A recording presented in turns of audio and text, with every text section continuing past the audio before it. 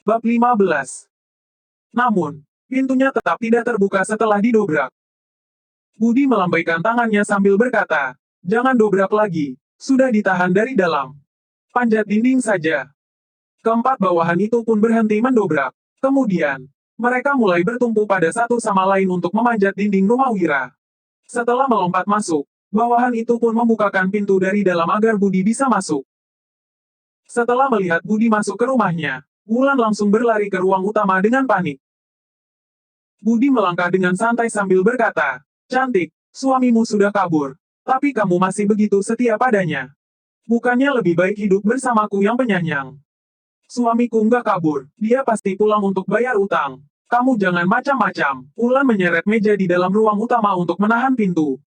"Apa bagusnya si pemboros itu hingga kamu begitu setia padanya?" Budi memberi isyarat pada bawahannya, lalu dua bawahannya langsung mendobrak pintu. Saat pintu didobrak, Wulan yang sedang menahan meja juga terempas ke lantai. "Pakai tenaga," seru Budi sambil tersenyum licik. Setelah didobrak beberapa kali, pintu itu pun terbuka. Budi mendekati Wulan dengan ekspresi mesum sambil berkata, "Cantik, berhubung si pemboros itu nggak ada di rumah, kita bisa langsung masuk kamar. Menurut surat perjanjian, kamu itu sudah jadi milikku." Wulan buru-buru bangkit dan berlari ke dalam kamar.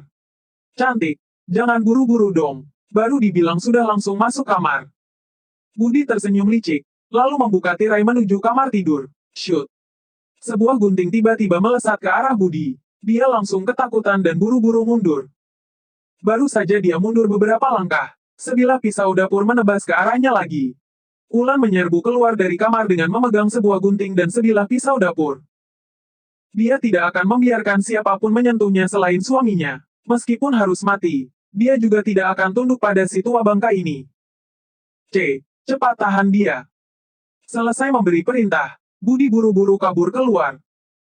Seorang bawahan melambaikan tongkatnya, lalu pisau dapur dan gunting di tangan Wulan langsung jatuh ke lantai.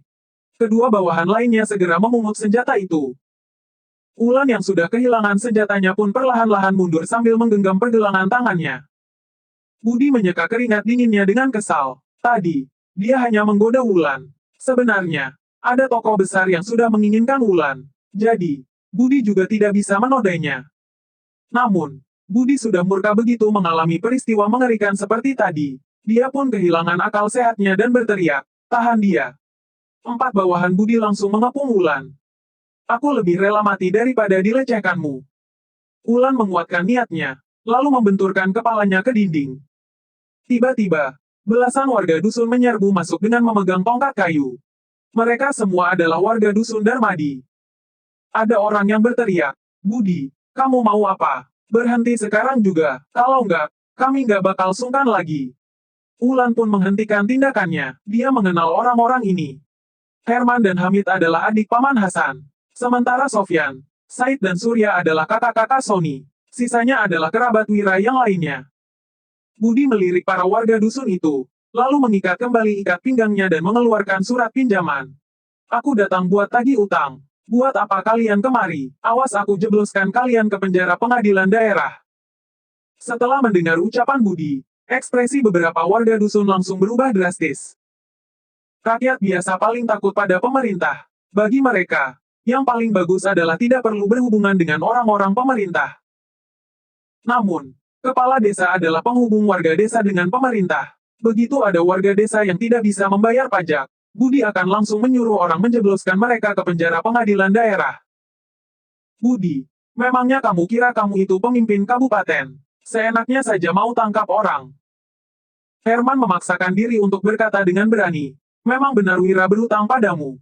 Tapi kakakku sudah pergi menemani Wira menjual ikan.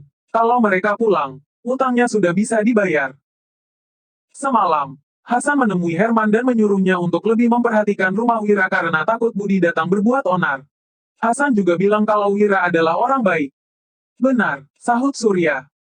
Semalam, Sony membawa pulang 2 ekor ikan. Sebelum pergi ke ibu kota provinsi tadi pagi, dia juga mengingatkan Surya untuk mencegah orang yang datang menagih utang ke rumah Wira untuk berbuat onar. Dengan begitu, mereka pasti bisa terus makan ikan ke depannya. "Beraninya kalian membantahku, awas aku naikkan pajak kalian di musim panen tahun depan," ujar Budi dengan kesal.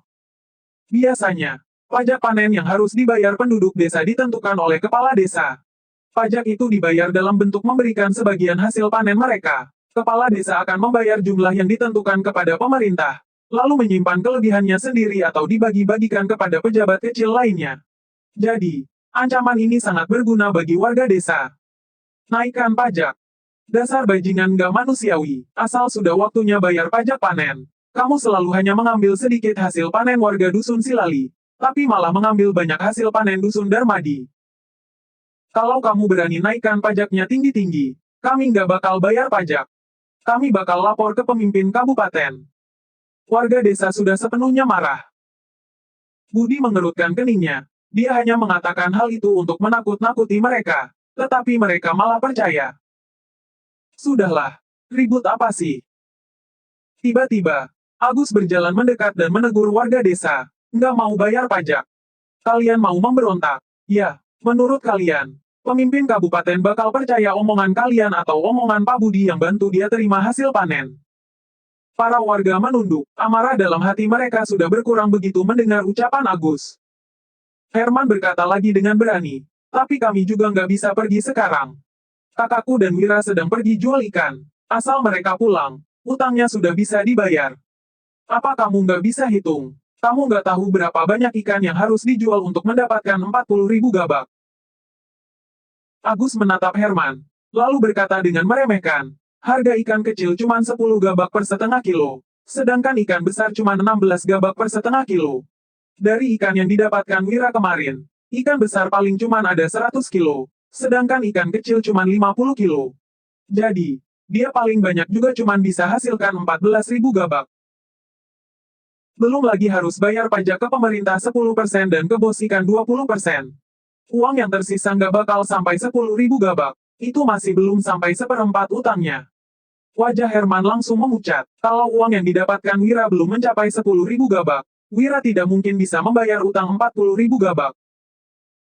Wulan pun berkata, meskipun uang penjualan ikan nggak cukup, aku sudah berikan sebuah gelang giok yang harganya 20.000 gabak untuk digadaikan.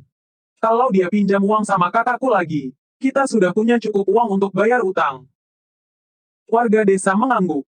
Saat pernikahan mereka, ada juga keluarga Wulan yang datang. Mereka memakai baju sutra yang bagus serta menaiki kereta kuda yang cantik dan besar. Agus berkata sambil mengelus-elus janggutnya, apa kalian tahu aturan penggadaian? Giok cuma bisa digadaikan setengah harga. Jadi, giok seharga 20.000 gabak juga cuma bisa digadaikan seharga 10.000 gabak. Keluargamu memang kaya, tapi nggak ada gunanya Wira pergi. Keluarga Linardito mau kamu kembali. Mana mungkin mereka melewatkan kesempatan ini? Setelah mendengar ucapan Agus, Wulan langsung terduduk ke lantai. Situasinya mungkin memang seperti apa yang dikatakan Agus. Kakak Wulan pasti memilih menghabiskan lebih banyak uang untuk menebusnya kembali daripada meminjamkan uang pada Wira untuk membayar utang. Setelah melihat situasi Wulan, para penduduk desa pun merasa kasihan terhadapnya. Jika Wira tidak bisa membayar utang, sepasang suami istri ini harus menjadi budak Budi. Bubarlah, Wira nggak mungkin bisa bayar utang. Rumah ini bakal segera jadi milik Pak Budi. Mana sopan kalian datang dengan membawa tongkat kayu. Agus mengibaskan tangannya untuk mengusir warga desa. Kemudian, dia tersenyum dan mengangguk pada Budi. Sebagai penguasa tertinggi dusun Darmadi, dia harus memiliki hubungan yang baik dengan kepala desa. Dengan begitu, pajak panen yang mereka serahkan bisa menjadi lebih sedikit. Saat pejabat kecil punya masalah, penguasa tertinggi dusun akan menolong mereka bahkan bila harus menggertak orang dusunnya. Lagi pula, Agus juga merasa tidak senang terhadap Wira gara-gara insiden ikan kemarin. Kepala dusun kalian juga sudah bilang kalau Wira nggak mungkin bisa bayar utang. Cepat pergi, teriak Budi pada warga dusun. Dengan bantuan Agus, Budi pun menjadi sombong kembali. Yang harus pergi itu kamu. Wira masuk ke dalam rumahnya dengan murka.